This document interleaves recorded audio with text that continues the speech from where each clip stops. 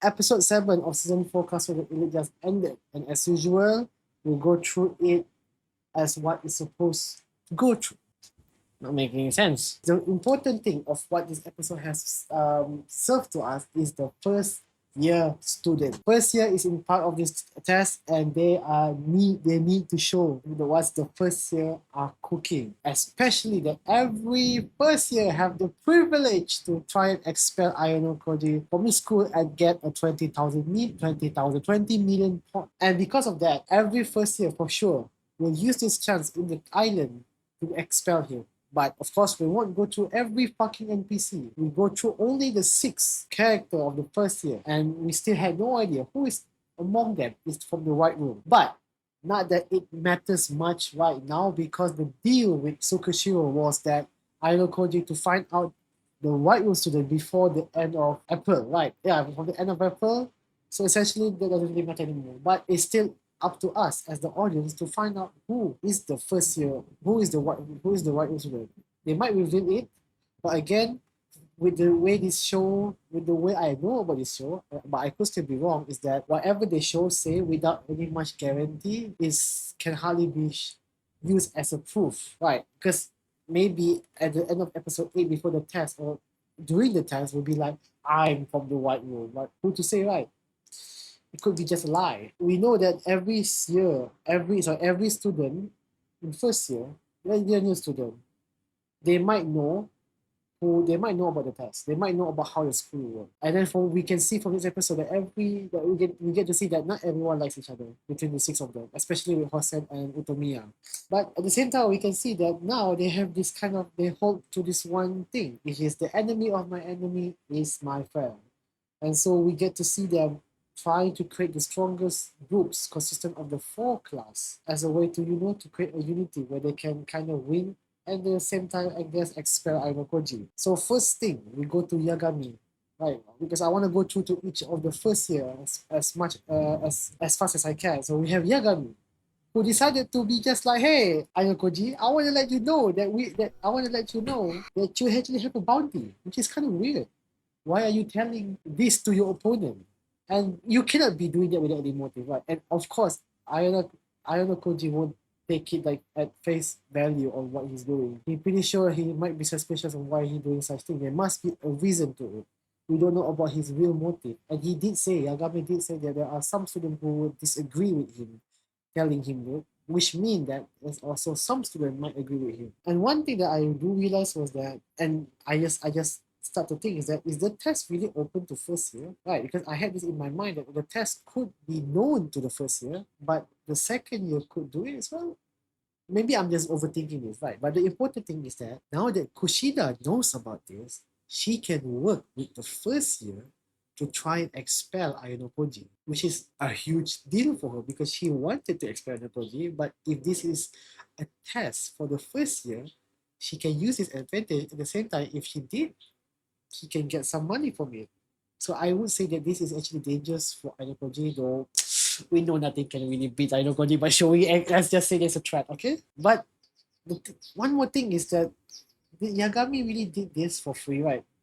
I would say that maybe he did this as a way to kind of like remove him from the suspicion list. Because if you decide to tell someone about the information, you could make yourself like less suspicious, but at the same time, it could make you more suspicious, right?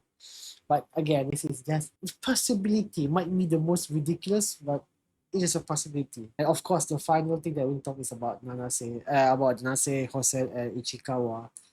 Most thing I will tell Ichikawa is a fucking freak, man. Like we know already that she is a freak. She's a stalker. But after what she said to Hosen, she might be her freak meter might increase, and that's up to you to whether you will to judge her to whether you like her or not. Because I'm pretty sure some people like that kind of freak. So it's up to you guys yourself. 3 strong individuals with each of them having hidden talent, and as we get to take a few glimpses of it, especially Nanase, which to my surprise as well, Ichikawa, I guess in some sense we can kind of expect her intellectual because of how she planned, she, of how she planned to kind of like expel Nokoji with Hosen. It doesn't really spell much, but you kind of have it in a glimpse. Nanase is the one that shocked me the most. And this is the group that I would expect to fumble the most. Why? Because this group is the group that clearly doesn't have any sense of like common one motive. Overall, all of them have is the same thing. Like I would say almost all of them, pretty sure, almost all of them have different goals, at least in personal. Like maybe the one that I would say the most pure of all is Utomiya, which is one thing clear, is to expel Hosen. But you can't deny that the fact that what he's planning is could harm like the first year overall. What they can actually accomplish is no, I had no idea. I didn't even expect them to even be working together that much. They might work together, but not in the best way.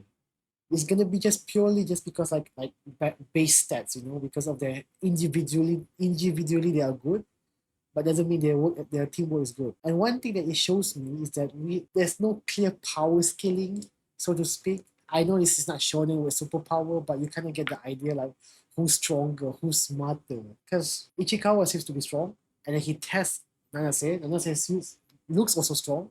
Hosen, we get to see the potential of him, which is also strong, but there's really no clear indicating on who is stronger and whatnot. It's nothing a big deal because, like I said, it's not a shonen anime, but it's nice to put this something that I just want to point out, right? So at the end of all this, I would say that the test, at least among the first year, right? Because first year could fight, obviously, first year could fight second year. Ayanokoji could fight Ichikawa, Ichikawa could fight Horihita, whatnot. But one thing that I want to say is that the island is gonna be such a chaos and mess battleground. Having these groups of people with different goals, different purpose, battling out in a survival test is not gonna be pretty. And this is one of the reasons why I say that they have to spend as much as episode as they can in order for this arc to be successful, as well as animated well. But in terms of animation, I really do believe that they can do. Of course, for what they show now, it's not much. The knife scene, of course, we don't need to go through that again. It's not much, but maybe it's just me in it's just me having this personal belief that they can do it with different groups, different people, different faction, with different goal, different motive. Like at this point, even though we can see like them having friends with one another, like okay, I'm good with you. It's very highly possible that things might change. There would be betrayal. There might be change. Maybe suddenly Ichikawa wanted to expel Jose, for example. I don't know, maybe suddenly Nanase wanted to expel Ichikawa. Maybe suddenly, there's a first year student, or like Yagami wanted to protect Ayanokoji. I don't know. I think things like this will happen, that's for sure. And that is something that I really want to see on what's going to happen. Of course, there's still some people that we still haven't know, as like Ryuan, which I think we will see in episode 8. But and for now, I would say like that is roughly the biggest takeaway from this episode, right? So with that being said, thanks for sticking. If you enjoy, if you like it, please subscribe. And next episode surely will be the last episode of the planning arc, and then like we are gonna jump to the island test on May, right? Episode 9, most likely. So with that being said, bye bye again. If you enjoy, subscribe, like, and yeah, see you guys again very soon.